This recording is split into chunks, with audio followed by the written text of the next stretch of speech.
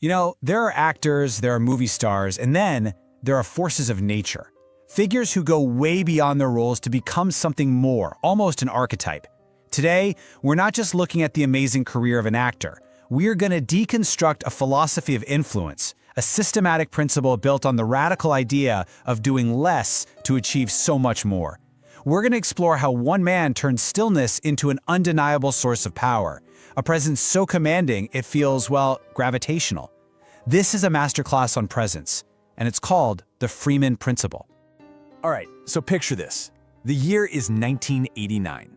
Morgan Freeman has just won his first Oscar, and the whole Hollywood machine is ready to swallow him whole. This is the moment, right? The gateway to peak fame. The industry wants more of everything. More roles, more publicity, more noise. The path of the movie star is laid out right in front of him. But in that moment, his biggest decision wasn't about the next role. It was a quiet, disciplined rejection of that entire path. He chose to prioritize a systematic, internal intensity over all the external hype. And this wasn't just a career choice. It was the moment an entire philosophy was born. So let's really explore that choice, because this wasn't just a fluke or him being modest. This was a strategic pivot.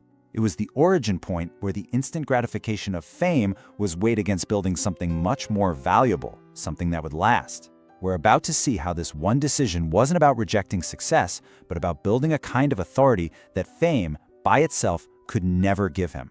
He chose legacy over celebrity. Now this is where the principle really starts to take shape. At the height of his success, when the temptation is to get louder, to be more visible, more emotionally over the top, Freeman made the opposite bet. He understood that real, lasting power wasn't in flashy emotional fireworks. It wasn't in big gestures that burn bright and then just fade away. No, it was in something way more potent, an unshakable monolithic presence. Think of it like this. Attention isn't something you demand with noise. It's something you command with stillness. He made a conscious choice to become the calm center of gravity in any scene, forcing everyone else to orbit around him. But this kind of deep understanding, it doesn't just pop out of nowhere. It's not some overnight epiphany. This kind of wisdom, this kind of control, it has to be earned.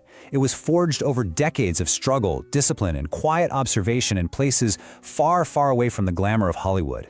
To really understand the principle, we have to understand the path that got him there. We need to go back to the training grounds where his philosophy was hammered into shape.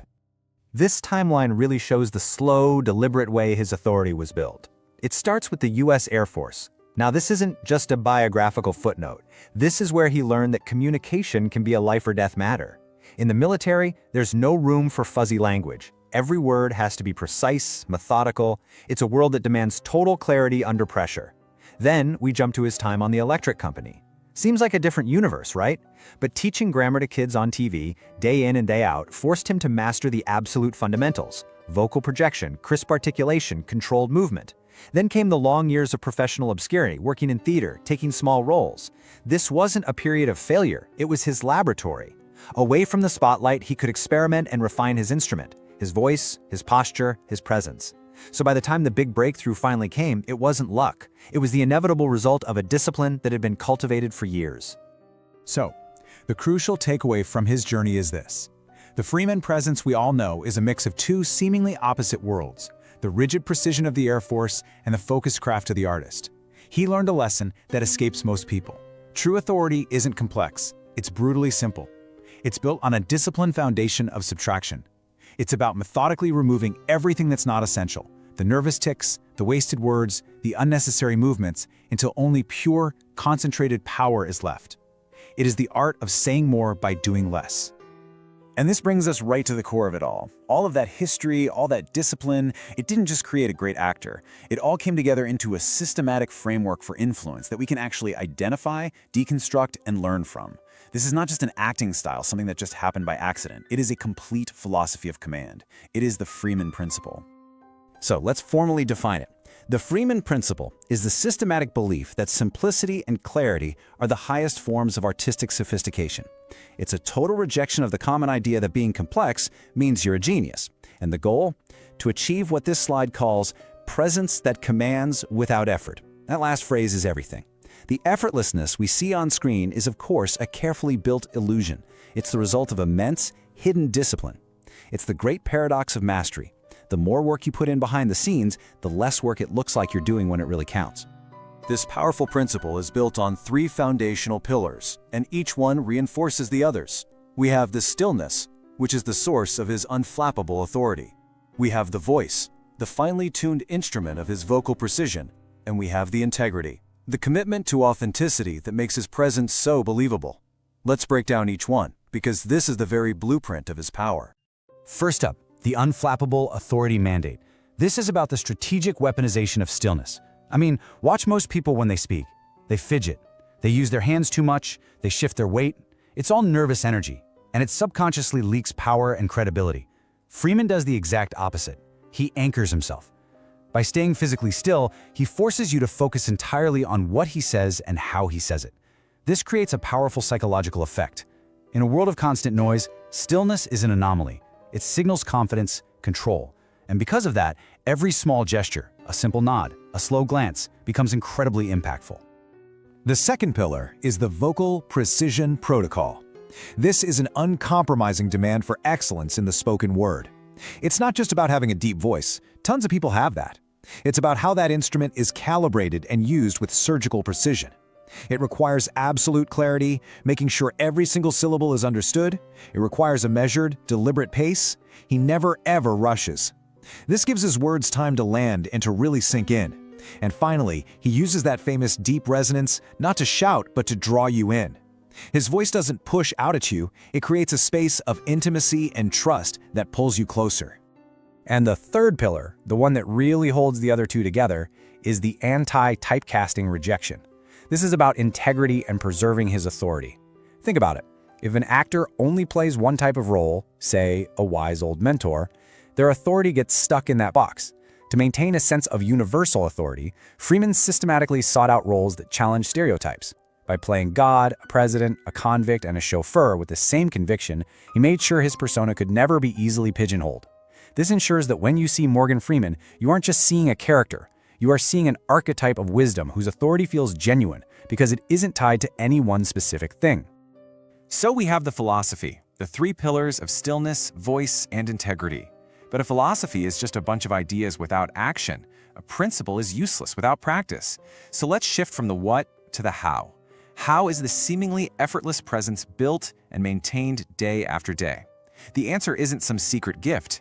It's through rigorous, non-negotiable daily discipline. We are now entering the engine room of the Freeman Principle. So how does he do it? How does he build and maintain this presence day after day, performance after performance? It's really tempting to look at him and think it's just something you're born with, a natural gift. But that's a myth that lets us all off the hook. The truth is that it is not magic. It is a system. It's a set of concrete, repeatable routines that enforce the very principles we've just discussed, turning an abstract theory into an undeniable physical reality. This slide breaks that daily practice down into 2 core systems. First, the voice and breathing mastery routine. The goal here is simple but profound. Treat the voice like a finely tuned instrument that needs daily maintenance. The action is a disciplined, ongoing practice of breath control, projection exercises, and pacing drills. Second is the observational subtraction audit, and this is fascinating. The goal is to convey maximum emotion with minimum physical display. The method? He systematically studies human behavior, not to copy it, but to understand what can be removed. He subtracts all the unnecessary physical noise, the hand-wringing, the shifting, the facial tics that clutter up most communication. It's a routine of reduction, and it's the precise methodology behind what we see as effortless command. The result of this lifelong systematic discipline is a profound transformation. This is where the dedicated craftsman becomes something more. This is the alchemy that turns an actor into an icon. It's the journey from a man playing a part to a man who embodies a fundamental human ideal of wisdom, stability, and authority. And this slide illustrates that transformation perfectly.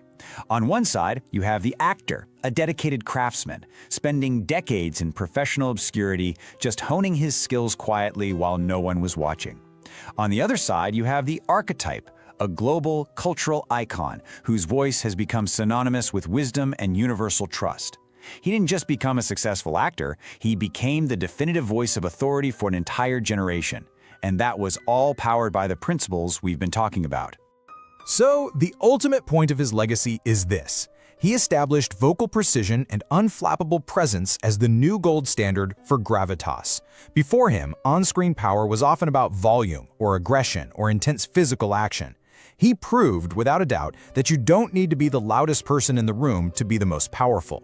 In fact, he showed the world that the disciplined mastery of a single core asset, in his case, the voice, deployed with strategic stillness, is the ultimate source of influence. Which brings us to the final and maybe most important part of this whole thing. This analysis isn't just about admiring a great actor. The Freeman Principle is a universal, actionable lesson. It is a blueprint that you can use to increase your own intentional influence, whether you're in a boardroom, a classroom, or just a simple one-on-one conversation. And that core lesson is a singular one. In a world full of variables you can't control, other people's opinions, external circumstances, the general chaos of life, there is one thing that is entirely within your domain: your own presence. How you carry yourself, how you speak, how you listen. It is the one thing you have complete control over, and it's the one thing that can fundamentally change how the world perceives you and responds to you. So here is your blueprint straight from his life's work. First, commit to the Unflappable Authority Mandate. Start small. The next time someone asks you a question, just pause for 2 full seconds before you answer. Feel the weight of that silence. Make a conscious effort to be still when you listen. Second, implement the vocal precision protocol. Stop treating your voice as an afterthought. Record yourself reading 1 paragraph aloud and just listen back. Do you sound clear? Is your pace measured? Treat your voice as your primary tool for influence. This isn't about being someone else. It's about being the most powerful, clear, and confident version of yourself. Remember, Morgan Freeman built his legendary career on the fundamental truth that silence and clarity are not signs of weakness. They are strategic weapons. The Freeman Principle provides a systematic blueprint for achieving that presence that commands without effort. It reminds us that in the carefully cultivated absence of frantic, outward effort, something much more powerful emerges: genuine, undeniable authority. And that is the final, unshakable rule that connects his methodical approach to your own potential. Your presence is the result of your hidden discipline.